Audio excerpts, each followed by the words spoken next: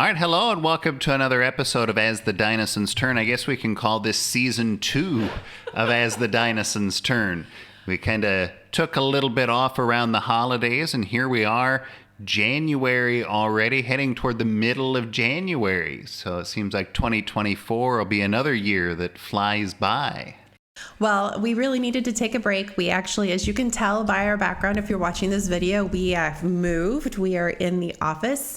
We don't have office furniture, those things yet. That's a work in progress, but we have a space. And so that's huge. I mean, the move made a big difference in the way I feel about life. I don't know about you. Yeah, no, this is good. I thought I would miss the other place, and there's parts of it that I do, but I think that this is a good place too. Which is shocking for him to say because this is an apartment. So I don't know. You probably haven't. I haven't lived in an apartment since graduate school. So the idea that we bought an apartment for a Midwesterner is a little bit out of pocket, I guess. It is. I mean, in Iowa, I don't know that that's even a thing that you buy an apartment. Maybe downtown Des Moines, you buy a loft, the high-rise condos or whatever. But buying an apartment, that's more of a New York City type of thing, I guess. Not. That's the way we imagine it, anyway. Right. So it's a 3-bedroom, 2-bath. It's not overly huge. It's probably about the size of maybe, maybe 1,100 square feet or so, 1,000. It's hard to know, but compared to the stone house, it feels like a mansion. The thing that I am loving the most is that there are closets. That's huge. So the fact that there's storage, everything has a spot for the most part. We're working on that. That's made a big difference in how we're able to keep up with our lives day to day and the amount of home cooking and things that we're doing too. So the dogs are enjoying the walks through the neighborhood. They are. They're scratching at the door to get in now. So I think it's been a good change and a good adjustment. I know that the boys are very happy with the change. They don't have to share a mattress now, so they're pretty thrilled with that. And they've actually been playing a lot more. And biggest adjustment so far is waiting on our internet to be hooked up. Mm-hmm. Yeah, things work differently here than in the U.S. A lot of different things. When we bought this house in May 10th or 11th is when we bought the house. In the U.S. you buy a house and within 30 to 60 days you've closed and you move in and off you go. Here we didn't close until October. And then once we closed, we actually didn't move in till late December, and some of that is not so much the Portuguese bureaucracy as much as just the people that we bought the house from then had to turn around and get into their new place after that, and there were some timing issues. But then getting utilities and electric and water and internet and stuff, sometimes it's not as simple as just make a phone call or fill out the online form and there it is. Well, you definitely go in person, and talking to a person is a good thing. We've already changed our address with the tax authorities in Portugal, so that's been done. We have everything set up here. It's just ending the accounts from the other house. We've ended the internet from there. It is transferring over here. We've ended the electric, but there's a problem with the software that manages the water contracts. And so we've tried to end that water contract now. I think I've tried 3 times. And the software is still not fixed. And we were told again, come back after Monday. But the security guard this time he's like, he knows it. I've been in there a couple of times. He was wonderful. He's like, here's the number, go ahead, call, hopefully they'll get it sorted out and fixed by then, but there's a problem with their software, so they can't end or make any changes to water contracts. So, everybody's got a fun tech issue. Well, one thing, it rains a lot here, and it is cloudy a lot. We don't have, as we record this, there's a big blizzard rolling through Iowa. I saw just a few minutes ago that Simpson College, they tried to be open and now they've closed. And Yeah, a lot of people posting on Facebook that they've taken the day off and they're posting pictures of the big blizzard. We don't have that where we're at. We don't. There's been the first snow of this year already in the mountains. About 20 minutes north of us, there'll be some snow, but it'll disappear pretty quickly. And I know Chaves, which is a town a little bit further up in the mountains, they had a huge ice storm come through. And so all the trees were like crystallized, and that was very pretty, but things are kind of back to normal. Here it's foggy at the moment, rainy, so it's colder. Not as cold as you all, but colder. I'd say we're in the 40s right now, and we've got a little front coming through. So, but that will change. Highs in the 50s, low 50s. I know it sounds horrible for those of you who are going to be tired of this cold really quickly, but yeah, no scraping windshields or shoveling or any of those kinds of things. And that I am not sad about. The boys miss snow though. Do you miss snow? No. You don't miss snow? No shoveling or any of those things? No? I am cold here, which is funny. Are you cold here?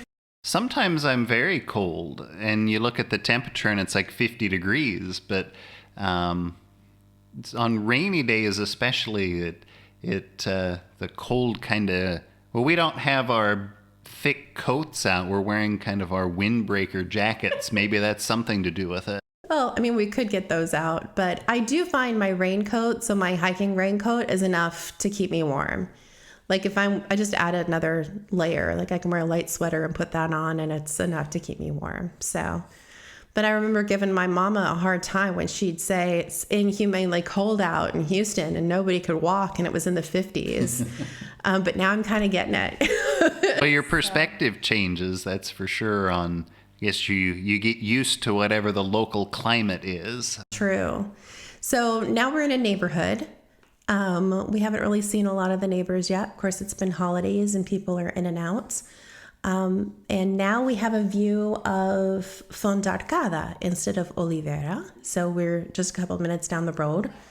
But we have a great view of the church and cemetery up at the mountain right across from us. So no real, I guess there is a farm behind us.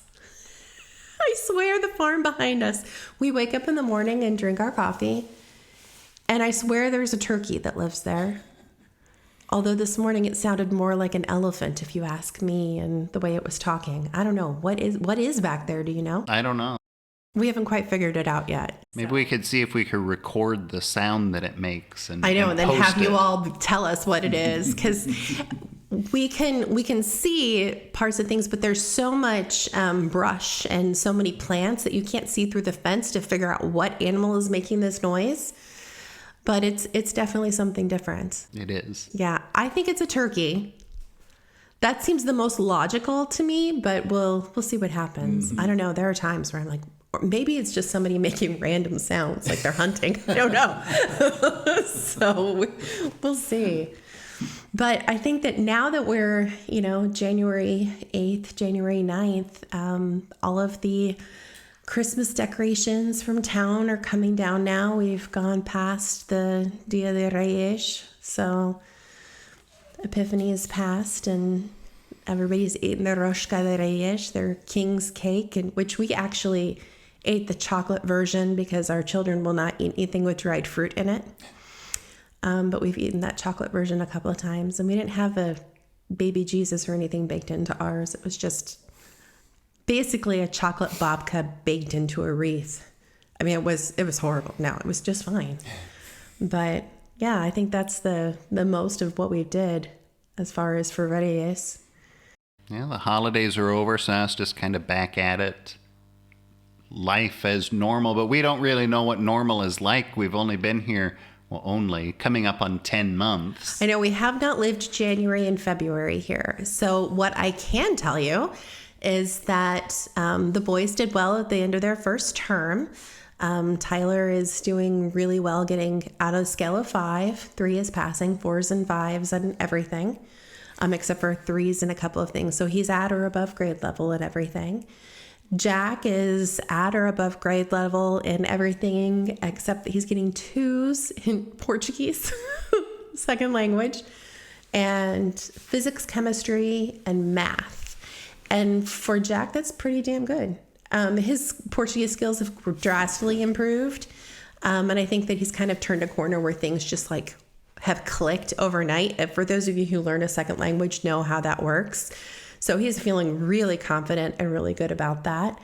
So I expect to see a lot of those things change. But yeah, he's noticed that he's a little bit lost, he says it's great to not be lost because you don't understand what they're saying. But sometimes the content is a little more complicated than he was expecting. So we're working on it. It's fine. He's doing a great job, actually. I'm really impressed. So, he actually is one of the highest scores in French class, and he's been having extra French help. But I love that he had to have extra French help because he was about a year behind in French, and yet he's outperforming the people who've had French from the very beginning. So some things are clicking. And so, yes, he is learning multiple languages at once. Poor child, right? He's like, if I could just focus on Portuguese. I'm like, you have to take French. Everybody takes French. So par for the course. Mm-hmm. We are going to have parent meetings, though. So parent meetings, we've got them this week. And I look forward to seeing how these parent meetings go. They've already sent out the agenda of all the things we have to talk about. This is what you would consider a parent-teacher conference, but it's with every single parent of every child in the room all at once. So I will give you an update on how this goes. But I remember last time thinking, this is the longest parent meeting I've ever been in my life. And so I expect this one to be not the good 15 minutes, 30 minutes you think it would be. I'm expecting more, an hour and a half to 2 hours. So we'll see how it goes. Update soon. Yeah. Well, otherwise, we're just kind of plugging along. Yeah. Tax season's already started. So get your stuff in if you are going to go ahead, or if you're looking for somebody. We're still doing that. Turn everything in through the app. Virtually. So it works really well. All right. Well, we wanted to it's been like 6 weeks, so it was time to get an episode. We're still here and still doing our podcast. Will resume now. So I guess we can say catch us again next time on another. But wait, no, before we end. Okay. So this is New Year's, right? I mean, if this is our New Year episode, what are the things you're hoping to accomplish in 2024 in Portugal, babe? What are you looking forward to this year? I think it'll be interesting to see how tax season goes. I think that we have some, good things in the fire as far as some projects, and then learning more of the language and maybe seeing more of the country. We've taken a couple of little trips, but, maybe going to Spain. Oh, yeah. No, we're going to go to Spain. Like, that's a non-negotiable. 2024, Spain, here we come. And I've got a list. It's going to take us 6 years to get through my list alone in Spain.